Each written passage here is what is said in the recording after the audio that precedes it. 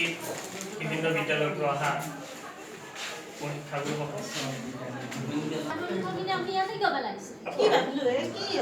মই তো পেলালো কি হ'ল আপোনাৰ জ্ঞান নাই নেকি এনেকে যে জাবৰ জোথৰ নেপেলাই তই মোক জ্ঞানৰ কথা শিকাই পাইছে কিমান জ্ঞান তোৰ কিমান জ্ঞান আছে আপুনি কামটো ভাল কৰিছে নে বেয়া কৰিছে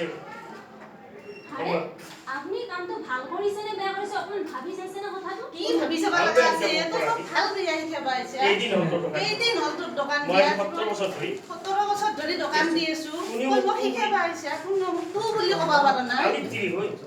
খালি তিৰি হৈ তুমি মোক আজি শিকাই পাইছে আপুনি যে এই কামটো কৰিছে অকমান ভাবি চাইছে নে ভাল নে কথাবোৰ উল্টাকৈ ভাবিছে কথাবোৰ আপুনি উল্টাকৈ ভাবিছে কি উল্টাকে ভাবিলো মই আকৌ উল্টাকে ভাবা নাই তই দোকান নকৰাৰ পৰা তই দোকান নকৰাৰ পৰা মই দোকান দি আছো মই সদায় যাবাত খেলা হৈ তোৰ ক'ব লগা আছে নাই তোৰ কবা লাগা এখন কি কৈছে আপুনি কি কৈছে আপোনাৰ মই ভালভাৱে আপুনি যিবিলাক কথা কৈ আছে সেইবিলাক কথা ৰাইজৰ কাৰণে উপকাৰ হৈছে নে আমাৰ কাৰণে কিবা উপকাৰ হৈছে নে আপুনি ভাবি চাইছে নে আপুনি আপোনাৰ যি মন যায় তাকে কথা কমই মই হাজাৰ বাৰ কম কি কৰবি তই আকৌ কি কৈছে আপুনি কি কয় আপুনি মোৰো আছে গম পাইছে এই দেখছো অথনিৰে পৰা মই আপোনাৰ কথাবিলাক শুনি আছো আপুনি চাওক আপোনাৰ দোকানৰ সন্মুখৰ পৰা জাবৰবোৰ আনি তেখেতৰ দোকানৰ সন্মুখত থৈ দিছে এইটো কেনেকুৱা কাম হৈছে আপুনি এবাৰ নিজে চিন্তা কৰকচোন কিয় পেলাব কওক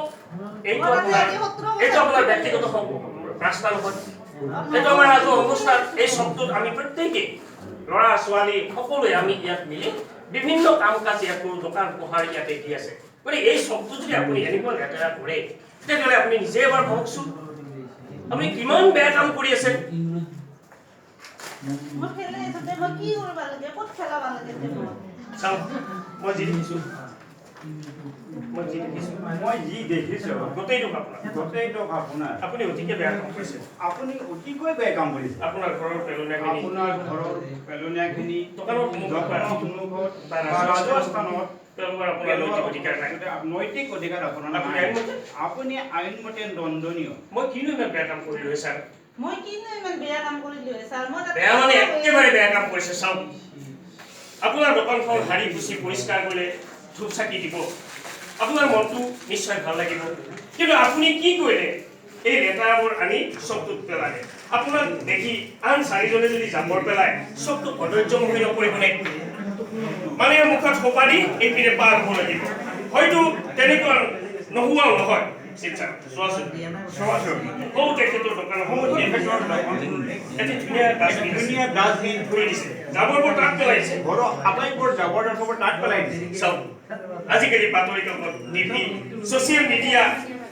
চৰকাৰ প্ৰশাসন গোটেই দেশে স্বচ্ছ ভাৰত অভিযানৰ নামত কোটি কোটি টকা খৰচ কৰি আছে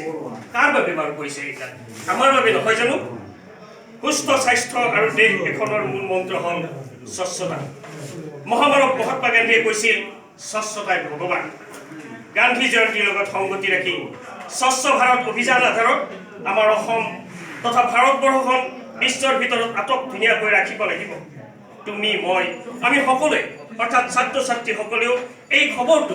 আমাৰ তেখেতসকলে বা তেওঁলোকৰ প্ৰতি ঘৰত দিয়াৰ উপৰিও আমাৰ সমাজতো এই কথাটো পৰিষ্কাৰ কৰিব লাগিব যাতে আমি আমাৰ দেশখনক এখন পৰিষ্কাৰ পৰিচ্ছন্ন হিচাপে আমি গঢ় দিব পাৰোঁ সেইকাৰণে নেকি ছাৰ লক্ষ্মীনাথ বেজবৰুৱাই কৈছিল এনেখন শুৱলা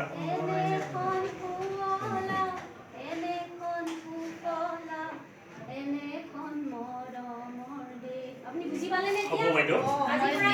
আজিৰ পৰা মই এই ভুলটো কেতিয়াও নকৰোঁ মই আজিৰ পৰা এই ভুলটো কেতিয়াও আপুনি কথাটো বুজি লওক আৰু আমাৰ সৰ্বসাধাৰণ মানুহ বুজাওক এতিয়া মই লগাই দিছোঁ আপোনালোকে শ্লোগান দি দিয়ক জয় স্বচ্ছতাৰ জয় জয় স্বচ্ছতাৰ জয় প্লাষ্টিক আমি বৰ্জন কৰক বায়ু প্ৰদূষণ মুক্ত কৰি ৰাখক থেংক ইউ